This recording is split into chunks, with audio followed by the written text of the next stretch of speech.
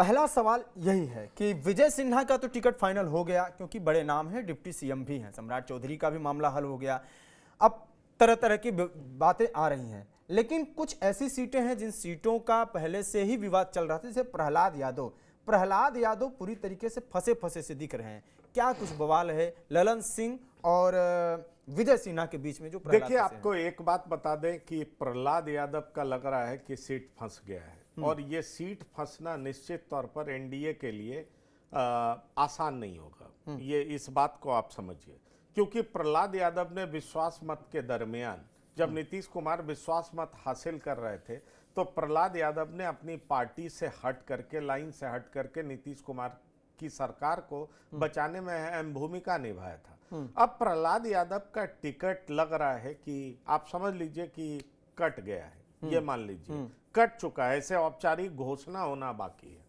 बड़ा सवाल यह उठता है कि लगातार विजय सिन्हा उनके लिए बैटिंग करते रहे, बड़े नेताओं के पास जोरदार तरीके से उन्होंने अपनी बात रखी। बड़े नेता भी विजय सिन्हा की बातों में हाँ मिला रहे थे। वो कह रहे थे कि हाँ, अगर प्रहलाद यादव को टिकट नहीं मिला तो निश्चित तौर पर यह मैसेज जाएगा कि आप एनडीए की मदद भी कर दीजिए, सरकार भी बचा दीजिए, लेकिन आपके टिकट की कोई गारंटी नहीं है। और प्रहलाद यादव का टिकट कटना इस बात का परिचायक होगा कि अगर खुदा न खास्ता चुनाव के बाद भी, चुनाव परिणाम के बाद भी 2-4 सीट के लिए मामला फंसता है, तो एनडीए को समर्थन देने लोग आएंगे नहीं। इसलिए नहीं आएंगे क्योंकि बात यह होगी कि भाई आपको समर्थन भी देते हैं तो आप टिकट भी नहीं दे पाते हैं। और मुझे लगता है कि ये मैसेज बहुत गलत जाएगा एनडीए के लिए, जो मैं समझ पा रहा हूं।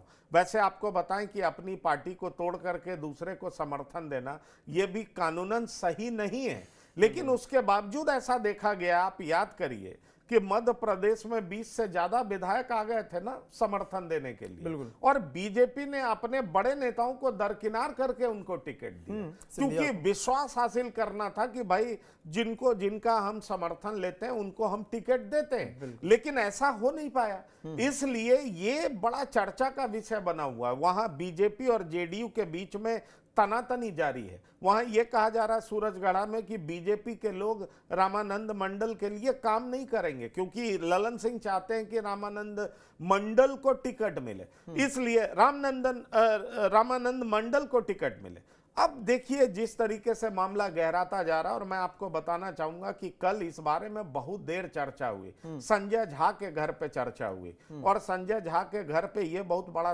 विवाद बना रहा। अभी भी वो विवाद सुलझता हुआ दिखाई नहीं पड़ रहा है, और जो मेरे पास जानकारी है उसमें यह मालूम पड़ रहा है कि चूंकि जेडीयू ने कल इस तरीके से टफ पोस्चरिंग की, नीतीश कुमार खासे नाराज हो गए। उनकी नाराजगी इस बात को लेकर के थी कि वो 9 सीटें आपने कैसे दूसरे दलों को दे दी, जो कि जेडीयू के लिए बेहद इंपॉर्टेंट रहा है। अब देखिए उन 9 सीटों में वो इस कदर नाराज हुए कि उन्होंने सोनवर्षा टिकट वहां के प्रत्याशी को बुला करके दे दिया, जबकि वो टिकट एलजेपीआर को गया था, तो रत्नेश सदा को वो टिकट दे दिया गया। वैशाली वाले कैंडिडेट को बुला करके टिकट दे दिया गया, सुनील कुमार को सिंबल दे दिया गया।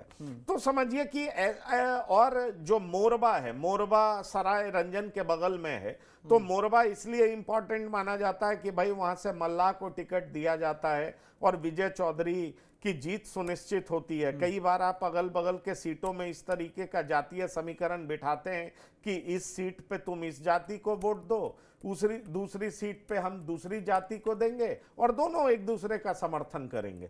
तो इस तरीके से पॉलिटिक्स होता है। लेकिन जो मोरबा था उसको लेकर के भी बड़ा बवाल उठा कि कैसे आपने उसको दे दिया।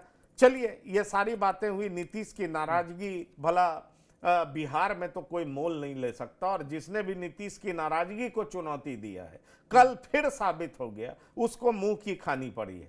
तो बिहार की राजनीति में एक बार फिर से साबित हो गया who is the boss, Nitish Kumar is the boss. आप कहीं और के कुछ भी हो सकते हैं, पर बिहार में अभी तक पिछले 20 सालों से वही हुआ है जो नीतीश कुमार चाहे हैं, और नीतीश कुमार ने एक बार फिर साबित कर दिया। अब मैं अंदर की कहानी बताना चाहूंगा कि जब इस बारे में बड़े नेताओं ने बात की प्रहलाद यादव के बारे में कि भाई ये सीट आप भले ही जेडीयू से लड़ा लीजिए प्रहलाद यादव को, लेकिन सिंबल प्रहलाद यादव को मिलना चाहिए, तो नीतीश कुमार ने कह दिया कि इस बारे में ललन बाबू से बात करिए, जो कि मेरे सूत्र बताते हैं। और फिर ललन बाबू कहाँ मानने वाले थे? ललन बाबू तो प्रहलाद यादव के खिलाफ थे। और दरअसल जो लखीसराय सूरजगढ़ा की राजनीति है, वहां पर दो बड़े नाम हैं। एक राजीव रंजन सिंह उर्फ ललन सिंह है, भाई आजकल प्रधानमंत्री के भी नजदीक हैं, और जेडीयू के तरफ से सीटों के बंटवारे में अगर दो व्यक्ति बहुत एक्टिवली इन्वॉल्व थे, उनमें ललन सिंह और विजय सिन्हा थे।